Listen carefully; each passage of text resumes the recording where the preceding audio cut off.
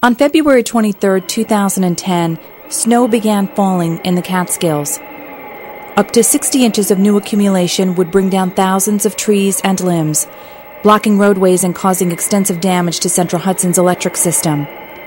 Less than 2 days later, a second severe storm struck the Hudson Valley, this one dumping several feet of heavy wet snow in other parts of our region.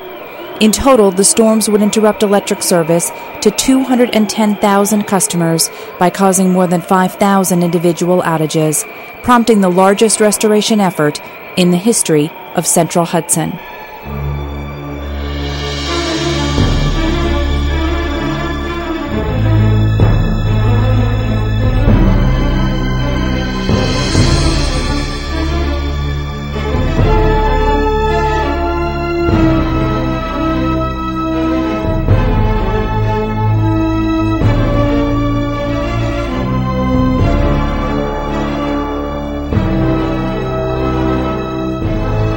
Heavy snow hit the Mid-Hudson Valley hard last night, and it was a pain for everyone who had to be out in it today, and especially for the people who are trying to get the power back on.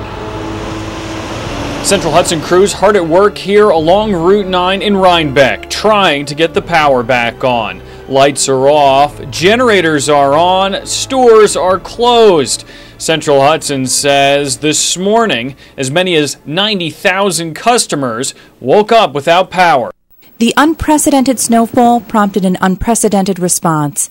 The first challenge was access to roads blocked by snow and fallen trees. Working in conjunction with municipal officials from across the region, Central Hudson cleared down lines as roads were made safe and then passable. In some high elevations, blocked roadways necessitated extraordinary steps, literally.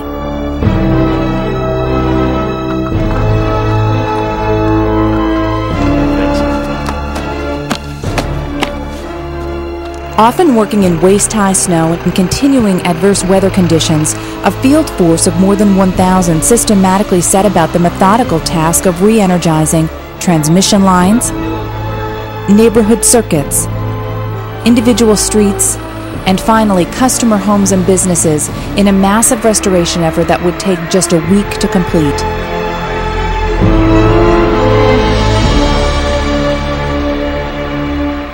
Contrasting our restoration progress to that of the December 2008 ice storm illustrates how effectively we mobilized resources in February to restore electricity to more than two-thirds of our customers. Central Hudson's standing field force of 62 crews swelled with the addition of 205 mutual aid crews, some from as far away as Michigan. We left Thursday. It took us almost 2 days to get here because just driving in the weather and everything. And we've been out here now. This is our third day, about 16 hours a day. In addition, 98 tree trimming crews were contracted to help clear the extraordinary number of trees, limbs, and branches that had been brought down by the heavy snow. Nearly 600 other Central Hudson employees, whose normal duties entail functions such as human resources, accounting, or drafting, swung into around-the-clock action as per our comprehensive storm plan to provide support services. Teams were deployed to deliver food to crews in the field in order to keep them most productive during precious daylight hours. In all, 7,700 meals on wheels would be delivered. Others bagged and distributed approximately 224,000 pounds of dry ice and 68,000 bottles of water to customers without power. Here's your dry ice and your directions. Okay. The dry ice is meant for your freezer, not for your refrigerator. It will last 24 hours. Some employees work to guide crews from faraway places. Support staff booked 3,900 hotel room nights to accommodate the small army of field forces. Many Central Hudson employees were deployed to answer customer calls. In total, 342,000 calls were handled by representatives or by our automated system, about half the number of calls normally received during the course of an entire year. Customers also turned to Central Hudson's website to access the new Storm Central function for a record 396,000 views, including those from the new mobile phone application that was launched just weeks prior to the storm. Central Hudson says it doesn't have definitive numbers just yet, but it says this storm should cost them millions of dollars, and crews are being brought in from all over the Northeast to lend a hand. Sloan says as long as they're working on it, you can't complain. The weather, Mother Nature is nothing that anyone has any control over. People here say they are grateful for the dry ice from Central Hudson and are trying to be patient with the power company. Central Hudson says it is working 24/7 to get the lights back on. In Red Hook, Curtis Schick, Cable 6 News. The local news media played a key role in disseminating critical information to customers throughout the week of restoration work. The Poughkeepsie Journal hosted 4 live webcam events that were accessed by 226,000 online viewers, and local radio stations aired Central Hudson Emergency Communication Network, or CHEC, announcements. We also organized and conducted daily briefings with the region's municipal officials to coordinate resources and to share vital information, as no other method existed to connect these key partners. As illustrated by this snowfall accumulation map, no corner of our service territory was spared by the storms. Though the snows of February fell elsewhere in the Northeast, they hit particularly hard on the Hudson Valley, causing widespread damage and major disruption.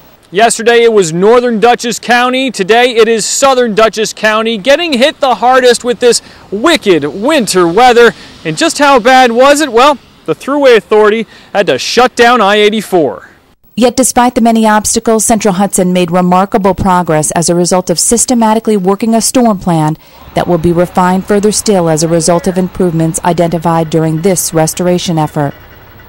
It was from prior lessons learned, for example, that Central Hudson knew to contract for assistance as soon as the weather forecast indicated the potential for serious trouble. Perhaps the best preparation occurs well before a storm, with a commitment to effective tree trimming programs and continual investment in system infrastructure. These are the foundations on which reliable electric service and customer satisfaction are built.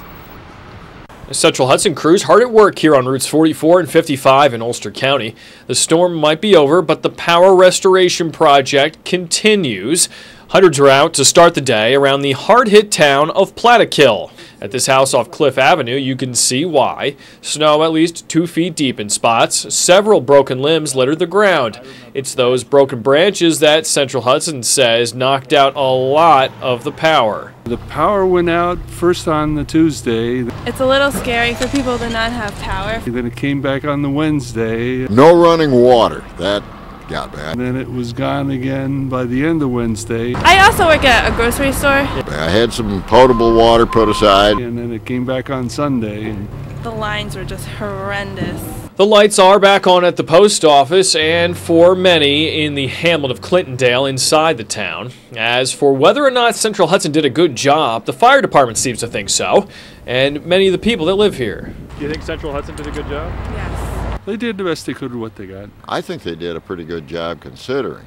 Now, Central Hudson says it still has about 2,500 customers as of Wednesday afternoon without power, but it does say it has 800 to 900 workers in the field making repairs, and it still hopes to have a vast majority of the people without power back up and running by late tonight.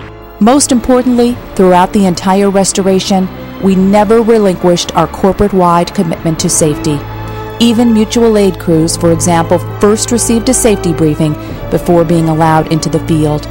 With nearly 1,500 people working around the clock over the course of a week for a total of 230,000 hours, the statistic of which we are most proud is 0, in that not one serious accident occurred. A testament to the commitment that Central Hudson employees make to each other to work safely on behalf of customers until the job is done and done well.